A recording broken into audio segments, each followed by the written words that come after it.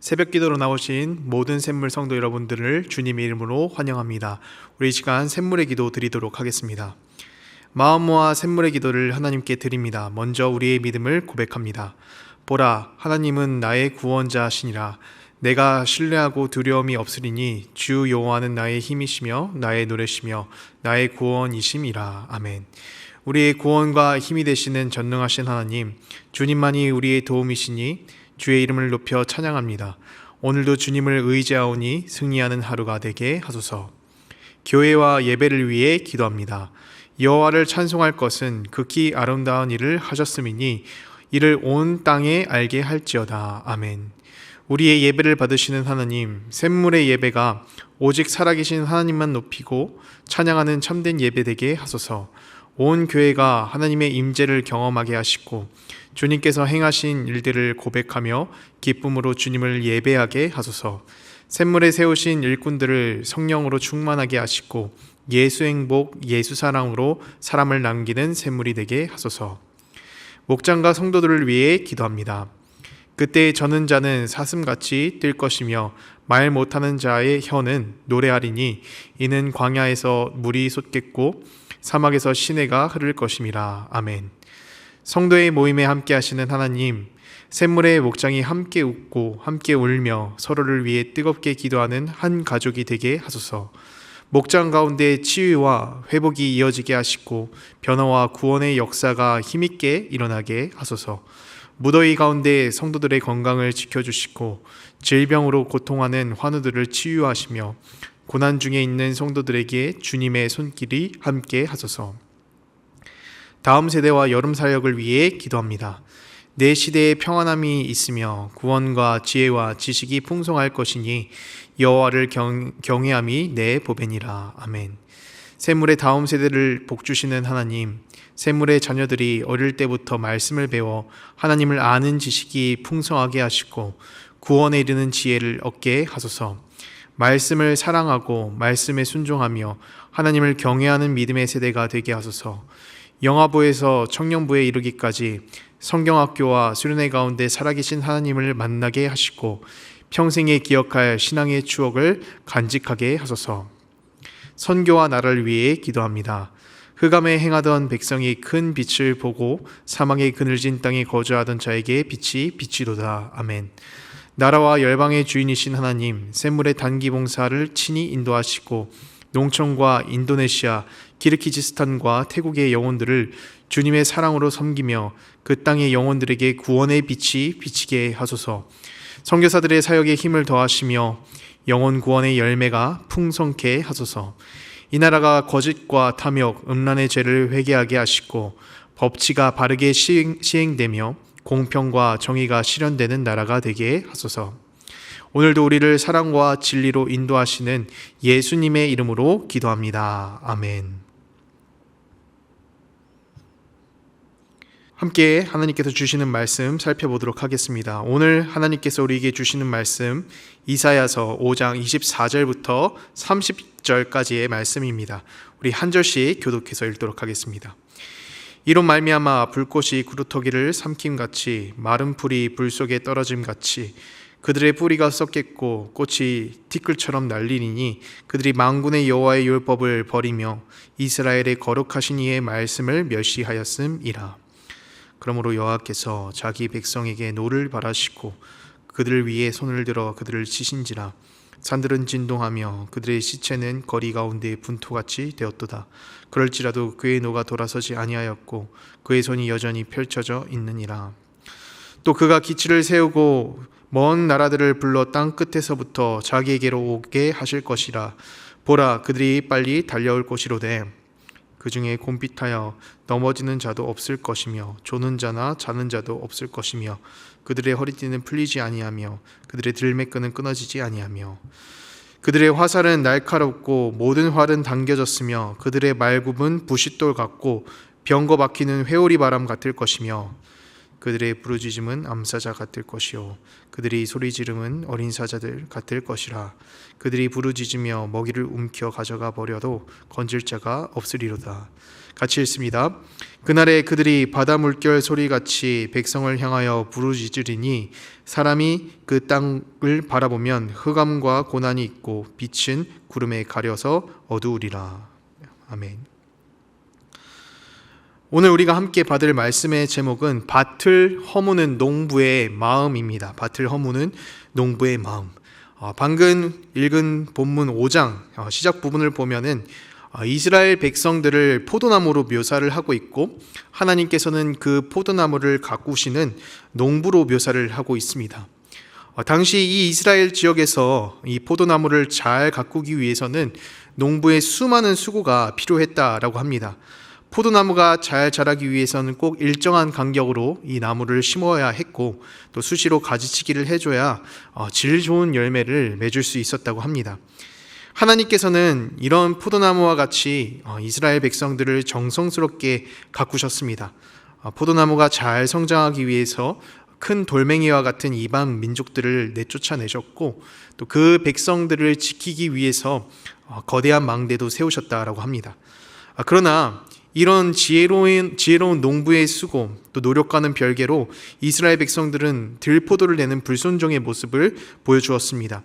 오늘 본문의 메시지는 이에 농부이신 하나님께서 열매 맺지 못하는 포도원인 이스라엘 백성들을 심판하심을 통해 다시금 새로 갈아 엎으실 것임을 말씀하십니다.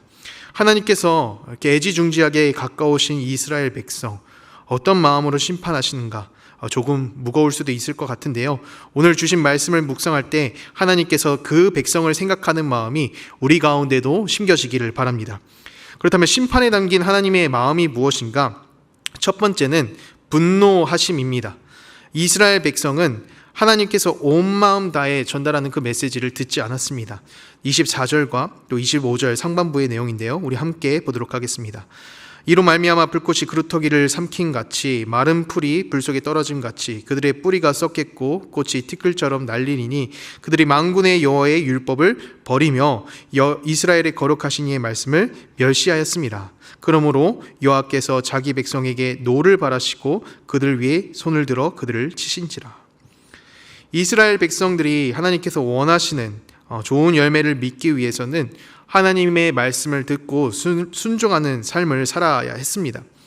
하나님께서 원하시는 그 의로움의 열매는 바로 말씀을 듣고 지키는 모습으로부터 열매가 맺혀지기 때문입니다. 그러나 이스라엘 백성들은 말씀을 듣고 지키는 삶을 살아가는 것이 아니라 그 반대로 말씀에 귀를 닫아버리고 우습게 여기며 말씀을 멸시하는 모습을 보여주게 됩니다. 수많은 돌이킴의 메시지에도 이스라엘 백성은 듣지 않았고 그 경고의 메시지마저 너무나 가볍게 여기는 모습을 보여줍니다. 우리 역시도 누군가 나의 말을 듣지 않았을 때 굉장한 답답함과 또 불편함을 느낍니다. 오랫동안 내가 고민해서 어떤 의견을 냈는데 그 누구도 들어주지 않는다라고 한다면은 섭섭함을 느끼기도 하고요. 때로는 화가 나기도 합니다. 그리고 이러한 말과 외침이 생명이 담겨져 있는 문제라면, 누군가의 생명이 걸려져 있는 문제라면은 절박하기까지 합니다. 저 멀리 높은 건물 끝에서 벽돌이 떨어지는 것을 보고 바로 밑에 있는 사람한테 피하라고 소리쳐 외치는데도 아무도 듣지 않는 것이죠. 그 듣지 않음으로 인해 우리는 절박함을 느끼고 심지어 분노를 느끼기도 합니다. 하나님께서는 이스라엘 백성이 듣지 않음에 이러한 분노를 느끼십니다. 이스라엘 백성이 하나님의 말씀을 듣지 않는다면 계속해서 좋지 않은 열매를 맺을 수밖에 없는 것이고 들포도를 내는 그 포도원을 보면서 그 밭을 갈아 엎을 수밖에 없습니다. 듣지 않음의 결과가 바로 멸망밖에 남지 않는다라는 것입니다. 이런 이스라엘의 결과를 보면서 하나님께서 말씀을 듣지 않고 악한 열매를 내는 이스라엘을 향해 분노하십니다. 우리가 이러한 하나님의 분노하시는 마음을 바라보면서 하나님의 말씀을 듣는 것이 주님께서 원하시는 좋은 열매임을 깨닫게 됩니다. 사무엘 선지자 역시 불순종하는 사울 왕을 바라보면서 말씀을 듣고 순종하며 지키는 것이 제사를 드리는 것보다 낫다라고 이야기를 하는데요. 심판에 대한 하나님의 마음, 분노, 그 분노의 방향은 하나님의 말씀에 귀를 기울이지 않는 것이고, 또 하나님의 말씀이 우리 가운데 들리지 않으니까 자기 소견에 옳은 대로 살아가는 모습입니다. 우리 삶을 되돌아보면서 과연 나는 하나님 말씀에 귀 기울여 살고 있는가, 때로는 하나님의 경고의 메시지가 들릴 때 귀를 막고 있었는지 않았는가 돌아보게 됩니다. 이스라엘의 심판의 메시지를 전달하시는 이 하나님의 분노하심을 보면서 말씀을 듣고 지키며 살아가는 열매 맺는 우리 샘물 성도 여러분들이 되기를 소망합니다. 심판에 담긴 하나님의 마음, 두 번째 마음은 안타까움이에요. 이스라엘의 좋지 않은 열매를 보며 하나님께서 분노하시지만 그 분노의 마음으로 하나님께서는 심판을 하시지 않습니다. 본인이 가장 아껴 길러온 포도원을 허무는 것이기 때문입니다. 우리 25절 말씀인데요. 그러므로 여호와께서 자기 백성에게 노를 바라시고 그들 위에 손을 들어 그들을 치신지라. 산들은 진동하며 그들의 시체는 거리 가운데 분토같이 되었도다. 그럴지라도 그의 노가 돌아서지 아니하였고 그의 손이 여전히 펼쳐져 있느니라. 그러므로 여호와께서 자기 백성에게 노를 바라시고, 하나님께서 이스라엘 백성들에게 심판을 내리실 때 다른 이방 민족들을 심판을 내리시는 것과 동일하게 생각하지 않으셨습니다. 자기 백성에게 심판을 내리시는 대상을 보면서 다른 먼 백성이 아니라 자신의 백성임을 한 번 더 말씀하십니다. 이 부분을 성경 원어로 보면은 그 의미를 우리가 더 선명하게 이해할 수가 있는데요. 이 히브리어로 베암모, 그에게 소유된 백성이라는 뜻을 가지고 있어요. 그에게 소유된 백성. 이스라엘 백성이 하나님께 소유된 백성임을 말합니다. 그런 백성을 사랑하는 하나님의 마음이 어떨까요? 이스라엘이라는 포도를 심고 기를 때도 가장 좋은 품종으로 심고 기름진 산에다 포도를 심으셨다라고 해요. 하나님께 있어서 이스라엘 백성은 그 무엇보다 소중한 존재인 것이죠. 근데 그 밭을 다른 누구의 손도 아니고 하나님의 손으로 다시 갈아엎는다라고 하시면 무엇보다 심판하시는 하나님 그 마음 가운데에 백성을 향한 안타까움이 있는 것입니다. 저 역시도 이런 안타까움을 느낀 적이 있는데요. 수국이라는 꽃을 선물을 받은 적이 있습니다. 평소에도 꽃 중에서 이 수국을 좋아하는데 직접 선물을 받으니까 더 좋더라고요. 무엇을 키우는데 큰 관심이 없어서 작물을 사다가 재배해 본 적은 없었습니다. 그런데 이게 선물이라는 게 정말 좋은 것 같아요. 수국이라는 식물에 제가 더 큰 애정을 갖게 되더라는 겁니다. 물도 주고 또 통풍이 잘 드는 곳에 놔둬야 한다고 해서 집 베란다 바람이 가장 잘 부는 곳에다 그 화분을 놔두고 가꿨습니다. 그런데 이게 제가 키우는 정성이 부족해서 그런 건지 아니면 재능이 없어서 그런 건지 제 노력과 다르게 잘 자라지가 않더라고요. 꽃도 시들고 또 잎도 갈색으로 변해갔습니다.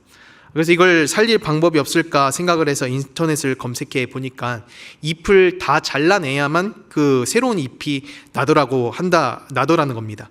그래서 가위를 들고 달려가서 거의 모든 잎을 다 잘라 주었습니다. 큰 애정을 가진 것도 아니었고 그 조그만 생명인데도 잎을 다 잘라내면서 들었던 생각은, 그 찰나의 생각은 굉장히 안타깝다라고요. 안타까움을 느꼈습니다. 한편으로 정성을 들이며 내가 키운 건데 그 내 손으로 잎을 다 잘라내 버리니까 안타까움이 느껴지게 됐습니다. 이스라엘 백성 역시도 하나님의 모든 정성으로 길러낸 귀한 포도원일 텐데 그 백성들을 향해 심판을 내리시는 하나님 마음, 그 가운데에는 분노하시기도 하지만 안타까워하시는 마음이 더 클 것 같습니다. 병든 잎과 꽃을 어쩔 수 없이 잘라내는 것 같이 심판의 마음 가운데도 이런 안타까움이 있는 것 같아요. 심판에 담긴 하나님의 안타까움을 바라보면서 그분이 얼마나 자기 백성을 아끼시는 분인지를 알 수가 있습니다. 하나님께서 백성들을 만약 사랑하지 않으셨다면, 아끼지 않으셨다면, 나의 백성으로 생각하지 않으셨다면 분노의 마음으로 바로 이스라엘 백성을 멸망시켰을 겁니다. 들포도라는 결과밖에 남지 않았기 때문이죠. 심판 가운데 안타까움이 있으시기에 계속해서 하나님께서는 경고의 메시지를 전달하십니다. 돌아서라. 열매 맺고 돌아서라. 하나님께서는 그 백성을 무엇보다 사랑하시는 분이십니다. 사랑하는 샘물 성도 여러분, 심판에 담긴 하나님의 안타까움을 묵상하며 주님께서는 그 무엇보다 자신의 백성을 사랑하시는 분이심을 믿으시길 바랍니다. 심판에 담긴 하나님의 마음, 마지막은 희망입니다. 포도원의 농부가 밭을 갈아엎는다라는 것은 무엇인가 다시금 새롭게 시작한다라는 것을 의미합니다. 하나님께서는 심판을 통해 이스라엘을 갈아엎으시지만 그 이후의 결과가 그냥 갈아엎은 밭을 방치하는 것이 아니라 멸망만 남는 결과가 아니라는 것입니다. 하나님께서는 다시금 이스라엘이라는 밭을 갈아엎고 개간하셔서 그 땅을 통해 더 좋은 열매를 얻고자 심판을 이야기하는 것이고, 심판을 통해 새롭게 시작하신다는 거예요. 그렇기 때문에 하나님의 심판에는 희망의 마음이 담겨져 있습니다. 제가 선물 받은 수국, 방금 이야기를 해드렸는데 가지를 다 잘라내고 나서 그 결과로 지금은 연한 순들이 가지마다 솟아 올라오고 있는 모습을 보았습니다. 만약 잎들을 다 잘라내지 않았다면 여전히 곰팡이 핀 채로 화분이 방치되어 있었겠죠. 그런데 잎을 다 잘라내고 이 연한 순들이 올라오는 모습을 보니까 내년에는 더 아름다운 꽃이 풍성한 모습으로 피어날 것이라는 그런 희망이 생겼습니다. 하나님께서 심판하시며 새로운 시작을 말씀하시지 않는다면 그것은 우리에게 있어서는 절망적인 메시지일 뿐이지만, 하나님께서는 자신의 소유된 백성들을 절대로 포기하지 않으시는 분입니다. 왜냐하면 백성은 그분의 소유이기 때문입니다. 가장 소중한 포도원이기 때문입니다. 이 이스라엘 가운데 제거되지 않는 악, 그 악을 제거하기 위해서 심판하시지만 포도원지기이신 하나님께서는 절대로 그 백성을 포기하지 않으시는 분이십니다. 이사야 27장 3절과 4절을 보면은 하나님께서 이러한 포도원을 얼마나 아끼시는지 나타납니다.